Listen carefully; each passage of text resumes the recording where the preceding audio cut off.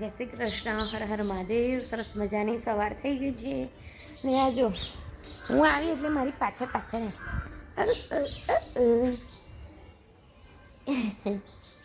અને ઓલું જો અહીંયા સૂઈ ગયું છે, અહીંયા સૂઈ ગયું છે.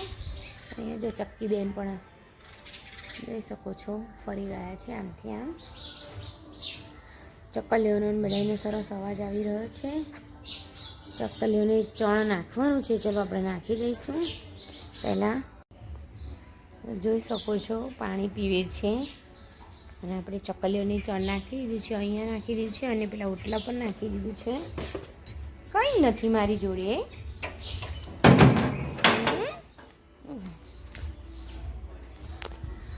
ઓકે, ચલો તો હવે આપણે અંદર જઈશું અને જૈમિકને જવાનું છે કોલેજ.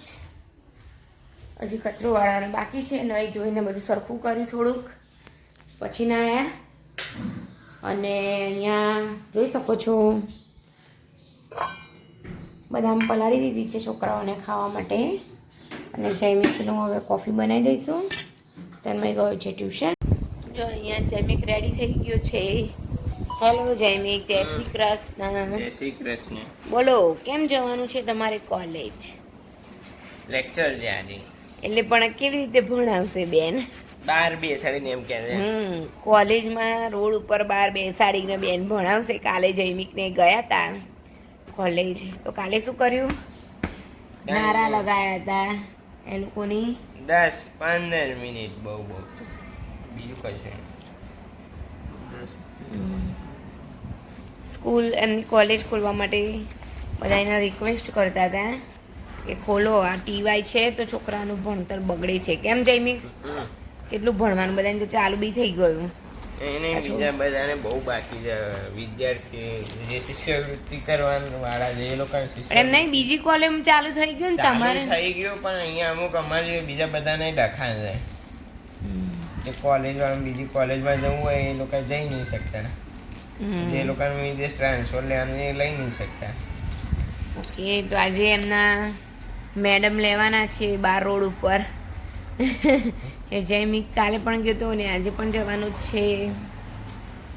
સારું, ચલો તારી કોફી થઈ ગઈ છે અને બદામ ખાતી. બદામ અમે બધા ખાઈએ છીએ. જો યાદ આવે તો બધું પલાળી જ દઈએ છીએ નહીં રાત્રે. કોક વાર રહી જાય, કોક વાર પલાળી દઈએ, એવું અમારે.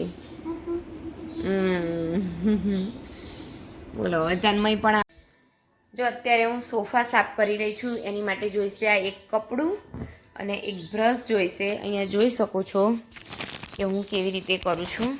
જો આવી રીતે આમ આમ આમ આમ આમ. હમણાં જો તમને બતાવીશ નીચે તો કેટલો બધો જોઈ શકો છો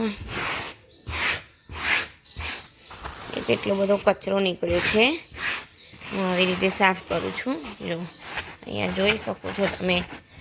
જો આ બધું આવી ગયું છે. હવે બધું નીચે જો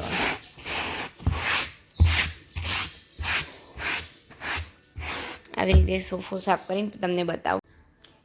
જોઈ શકો છો કે મારો સોફો મેં બતાવ્યું એમ કર્યું અને ઝપટાઈ ગયું છે. હવે એમાંથી કેટલી માટી નીકળી એ તમને બતાવું. જોઈ શકો છો અહીંયા એકદમ આમ બારીક છે માટી આવી નીકળી છે. શું કહેવું છે અમિતભાઈ? અને એ તો નીકળશે જ, કેમ કે અમારે ત્યાં અહીંયા ગામડામાં માટી જ હોય એટલે પછી ગમે તેટલું પગ લૂછી લૂછીને બધા આવે તો પણ, અને ઉડે છે પણ એટલી, કારણ કે રોડ ઉપર ઘર છે એટલે એવું તો થોડુંક રહેવાનું જ તે.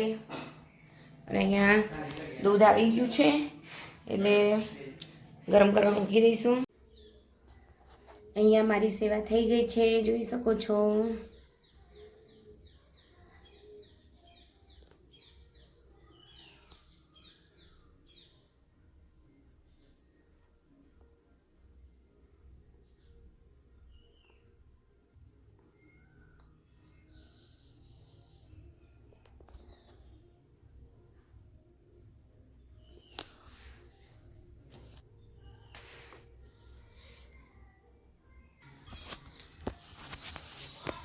સેવા થઈ ગઈ છે અને અત્યારે 8:30 થઈ ગયા છે.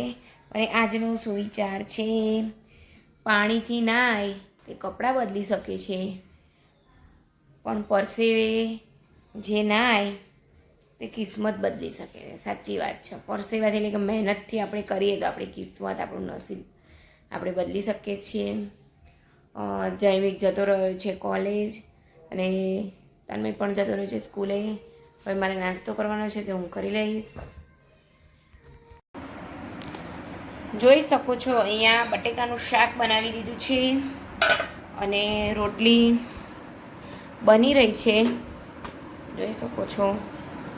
જો તન્મય અહીંયા સ્કૂલેથી આવી ગયો છે અને કપડાં બદલી લીધા છે. હેલો તન્મય. હેલો. કેવું છે? બહાર ગાય આવી ગઈ છે. ચાલો ઊભો ગાડી આવું. અત્યારના વાગી ગયા છે 6:30 અને અહીંયા જોઈ શકો છો. આ જો